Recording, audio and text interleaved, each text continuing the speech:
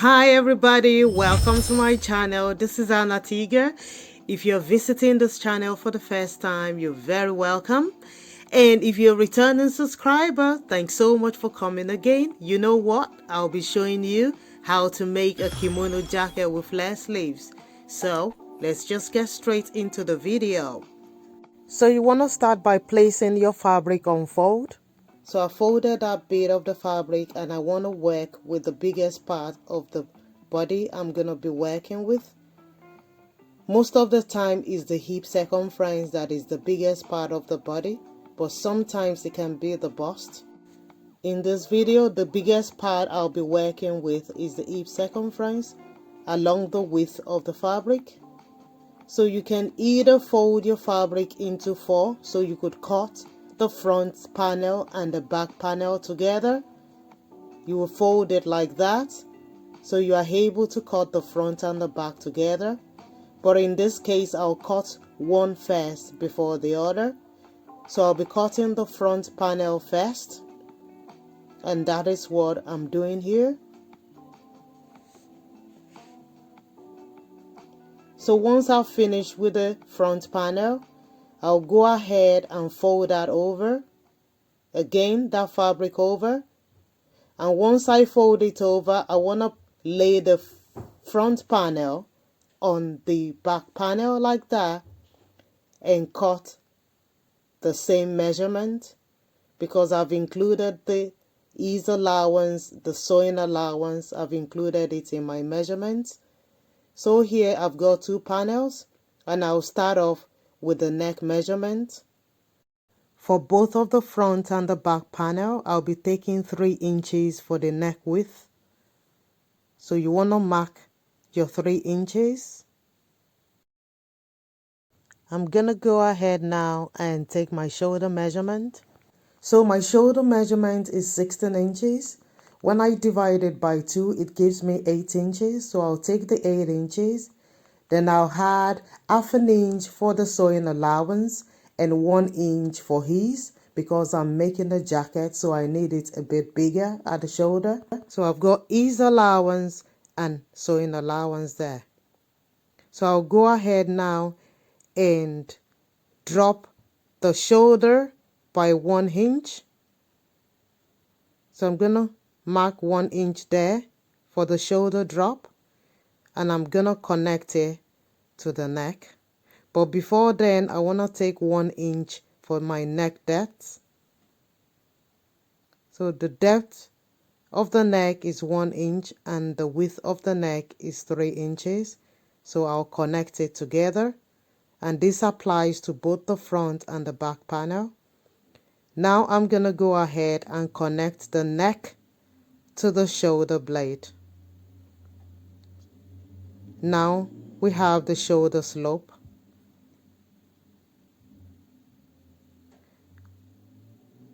I'll be taking 9 inches for my armhole measurement. So I'm going to take it from the shoulder slope and mark the 9 inches there. So the 9 inches is minus the 1 inch drop. So I've got 9 inches for my armhole there. So I'm going to connect it with a line. You want to do the same.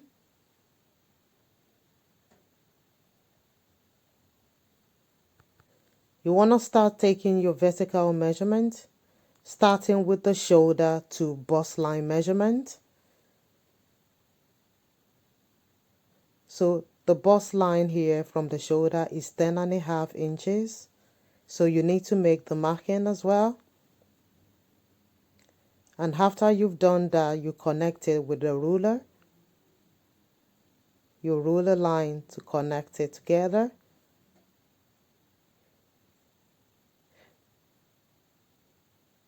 And once you've done that, you want to move on to shoulder to waistline measurement. And I'm taking 17 inches for that. You want to make your marking again. And once you've completed that, take your ruler and draw a line.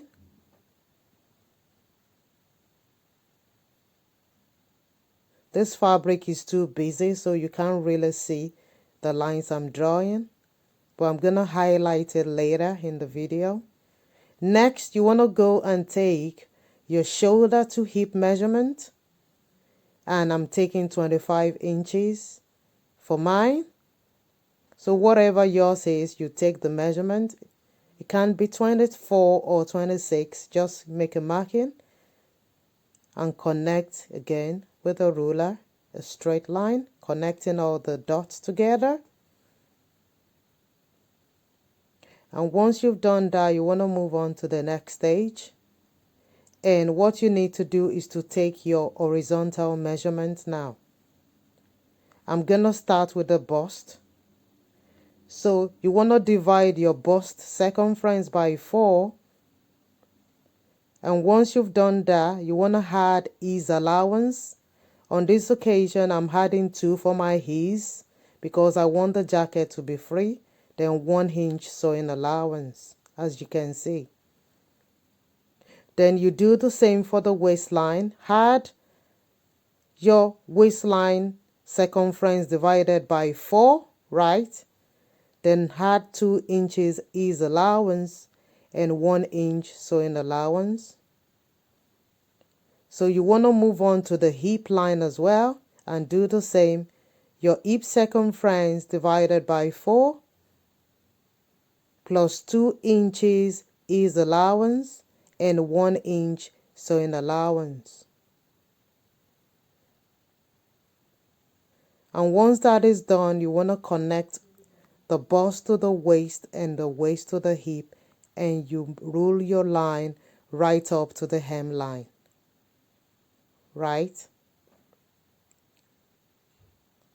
So I'm using the whole length of this fabric. This Ankara fabric is 45 inches in width, so I'm making use of everything, guys. So I didn't have to measure the jacket length because I'm making use of the whole width of the Ankara fabric, which is 45 inches.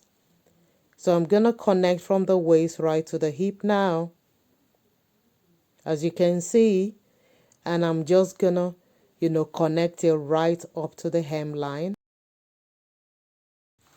So basically the jacket is gonna take the form of an A-line dress at the hemline area.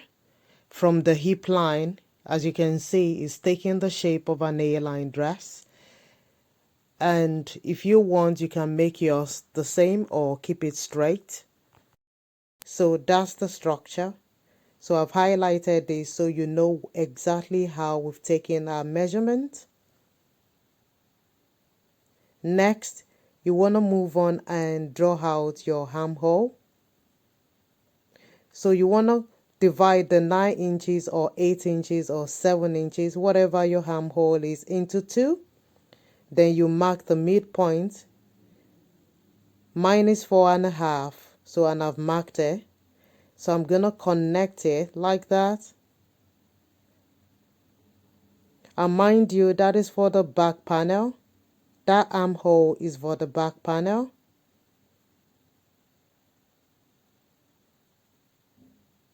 So for the front panel, you come in from that midpoint by 3/4 of an inch. Then you mark it as well.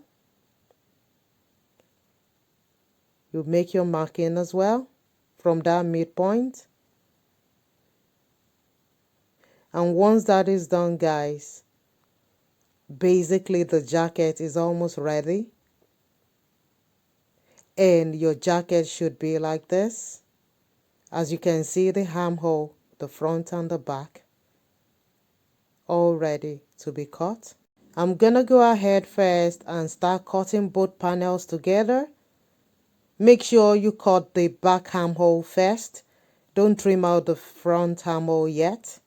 So you cut both using the back armhole all the way to the hemline. Once that is done, you want to set the back panel on the side for now. And we're going to be working on the front panel. Then you need to trim out your armhole. Yeah. So now with the neckline, you want to shape it out. in form of a V-neck. So that 3 inches will slope into 1 inch. So I'll be taking the 1 inch all the way down. It's like opening up your front panel. It's a jacket, don't forget. So we need to open up that front bit. So from your 3 inches neckline, what I've done is to slope it into 1 inch. So I'm taking the 1 inch all the way down. That's what you need to do. But make sure it forms like a V shape right from the neck, a clean V neck shape, but right into 1 inch, as you can see. So you want to cut all the way to the hemline.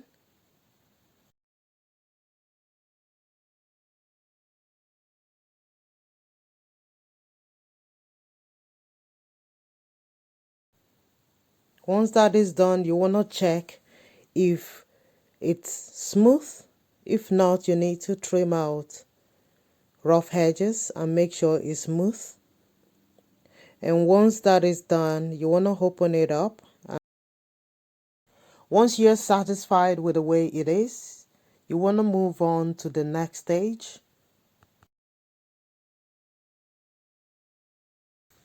You want to start cutting out your sleeve. I'll be making use of a pattern, a sleeve pattern I already have. So if you have a sleeve pattern, that will be good for you as well.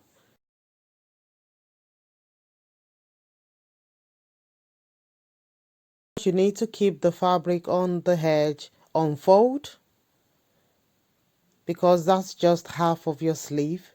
So you need to place that unfold on the side there. Then once you've placed your sleeve pattern correctly, you can apply pins or any object to hold it properly before you cut. Yeah, I'm using a ruler here. And once I've sorted that, you just need to watch how I will draw my line. It's gonna be like a open wide haze shape, as you can see. And if you want your flare to be wider than that, you can make it wider. You want to take note where I started the sleeve from. As you can see, that armhole point. Yeah, at that point, then you have to cut the armhole exactly the way it is there. No addition, no subtraction. Because on my sleeve pattern, I already have sewing allowance on it, so I don't need to add it to the fabric. But if your sleeve pattern doesn't have a sewing allowance on the armhole, you need to add it. So that's how my sleeve came out. As you can see, I've got 2 sleeves there. When you open your sleeve up, it should look something like this. Now I've moved on to cutting my pocket because I'll be adding 2 pockets. Each of the pocket is 11 inches in width and it includes 1 inch folding allowance, and the length of each pocket is 14 inches, which includes 1.5 inches folding in allowance.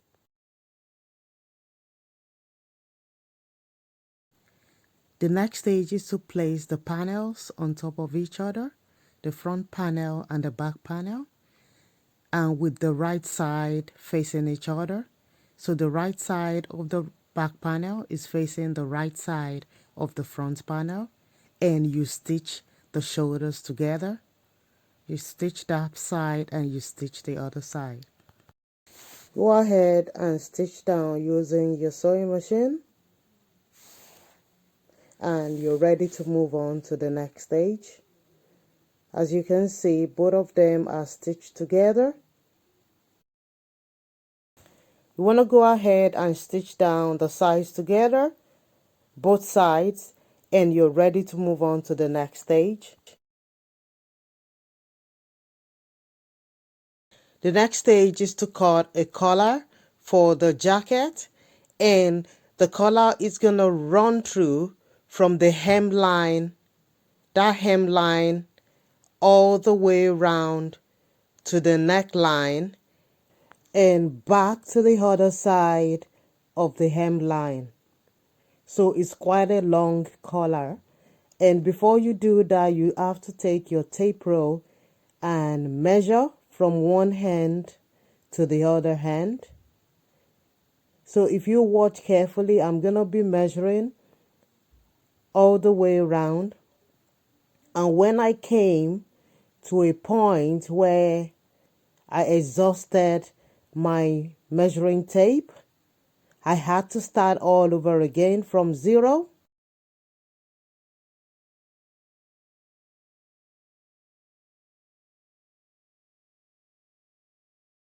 At that stage, I started from zero again, as the collar is longer than 60.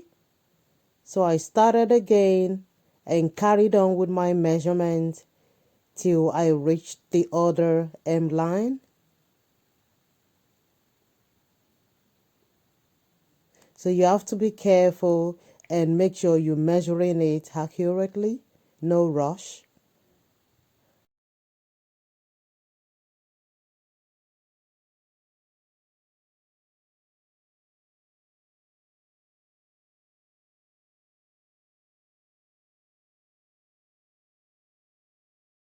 So I've got 36 here.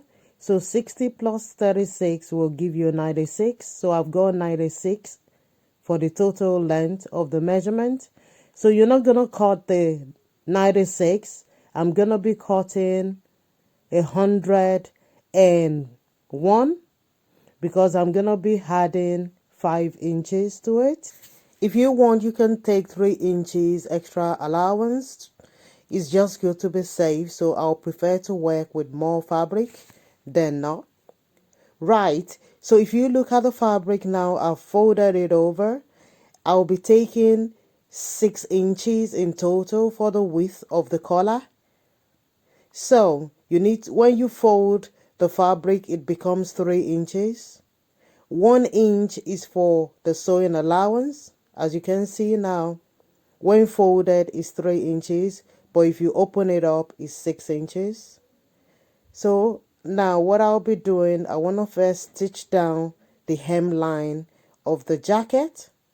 So I'm taking 1 inch for that. Next, I'm going to show you the different method whereby you can attach your collar. The first one, you fold the edge like that, 1/2 inch in. Once folded, along the length of the collar, you would stitch it down to the main panel like that. As you can see, once you fold it like that, then you come over to your front panel like that and attach it there. Stitch it down like that. Then you flip it over and give it a good press. The next one I'll be showing you, you fold it over on the other side, front side facing front side. Then you stitch it down. Once you've done that, you flip that over and again you attach it to the main bodice, your front panel, the same way.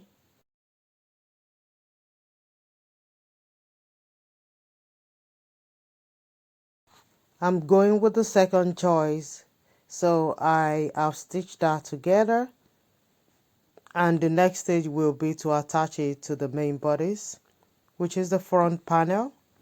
Instead of attaching it like this, like I've shown you before, I'm not gonna go with that method. You can either go with this method or the method I'm gonna show you. Here I'll be folding in 1/2 inch on one side like that. Fold 1/2 inch there, and on the other side you want to fold in 1/2 inch as well. The reason for this method is you can easily avoid overlocking the edges. You know, when you stitch it, the first method I showed you before, after stitching it together, you will need to make sure you overlock the other side. To avoid that, you can use this method. It's so straightforward and simple. So as you can see there, after folding in 1/2 inch on each side, you just place it like that and apply pins to secure the collar to the bodice together like this. Now you're ready for the stitching together. As you can see, I've got extra fabric there. It's good to work with enough so you don't run out of fabric. Now, as you can see, I've started the stitching up together, and I'll be showing you now what the outcome is. Can you see? That's the right side. That's the stitches, and that's the wrong side. There's no need to overlock that, as all the edges looks, you know, fabulous and clean. I prefer this method to the other method I showed you before. It's just easy. Now we'll move on to the sleeve. So you need to apply notches to your sleeves so it's easy to work with when you're attaching it to your armhole. So you want to go ahead and attach the sleeve to your armhole and stitch them all the way around. In no time your jacket will almost be ready. So that's the sleeve and that's the collar attached. Next is the pocket. You want to align your pocket. From the shoulder to the pocket start line, I took 21 inches. The same goes for the other pocket as well. As you know, I've got 2 pockets, one on the right side and one on the left side. And I've applied my folding in allowance as well. I've got 1/2 inch on the sides. I've got 1/2 inch folding in at the bottom, and at the top of the pocket I've folded in 1 inch. Once you've completed the task, your jacket is ready. You can wear it anyhow you want it, as a casual, as a formal wear. Both are gorgeous. The good news is you can decide to line the jacket or leave it unlined, like this one here.